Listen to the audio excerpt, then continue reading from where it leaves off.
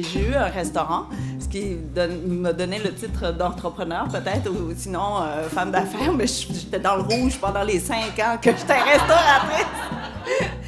Le déjeuner littéraire de l'Association des femmes d'affaires, présenté dans le cadre du Salon du livre de Rimouski la semaine dernière, affichait complet pour la présence de la présidente d'honneur du salon, l'auteure Kim Thuy.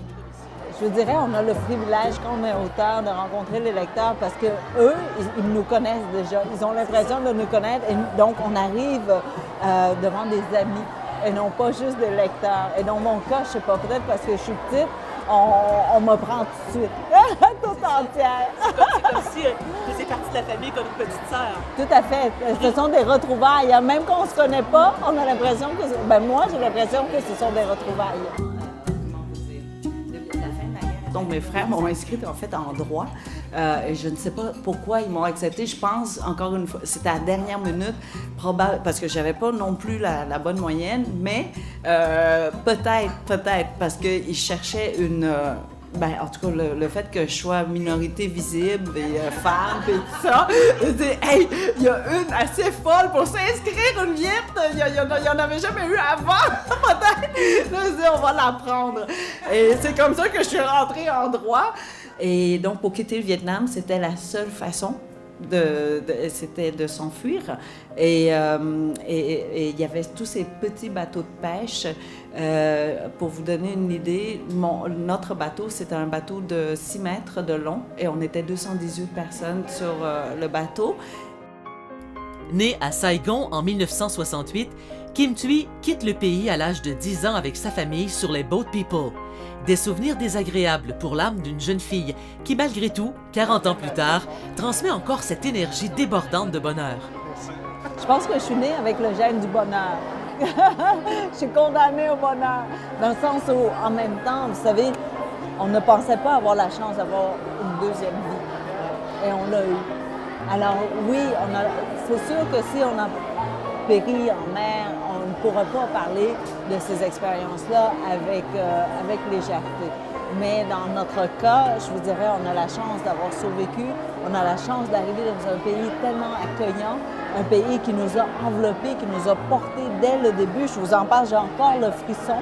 Et donc, quand on regarde ces épreuves-là, on se dit, mais c'était peut-être une épreuve nécessaire pour arriver à la prochaine étape. Dans ce bateau, évidemment, on était vraiment coincés comme les images des métros à Tokyo là, que vous voyez. Là. Et ça, c'est une bonne affaire parce que quand c'est plein, on peut s'endormir sans tomber à gauche, à droite, puis tout ça. Hein? On reste coincés comme des sardines, donc ça marche bien. Kim se souvient de son enfance. Les écoliers dans les classes devaient à chaque semaine dénoncer des actes ou paroles anticulturelles ou anti-révolutionnaires. En sachant que l'environnement immédiat d'un enfant, c'est sa famille, ses frères, ses sœurs, son père, sa mère, personne n'osait plus parler. Donc, on ne se parlait plus. Donc, vous voyez, la ville de Saigon doit avoir, à cette époque-là, 7-8 millions d'habitants. Et les maisons dans un pays tropical sont toutes ouvertes, hein, les fenêtres, les portes, tout est ouvert. Normalement, on entend tout de tout, puis c'est toujours bruyant dans la rue. Et là, le pays au complet est tombé dans un silence. L'auteur, qui en a fait rire plusieurs lors du déjeuner littéraire, n'en est pas à sa première visite à Rimouski. Et là, c'était très problématique. Je sais pas comment vous dire. La bouche était le gelato, la vision des deux beaux avec sa voix. Je fondais plus vite que la crème glacée.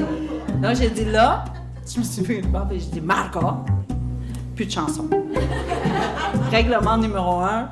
Rimouski, c'était la première destination vacances pour notre famille à nous, pour retrouver des cousines de mon père qui avaient été parrainées par l'église, une église ici à Rimouski. Donc Rimouski, le nom de Rimouski, mon Dieu, existe depuis tellement longtemps, depuis 40 ans. C'était une des premières villes finalement qu'on a visitées du Québec. Extraordinaire. Ouais.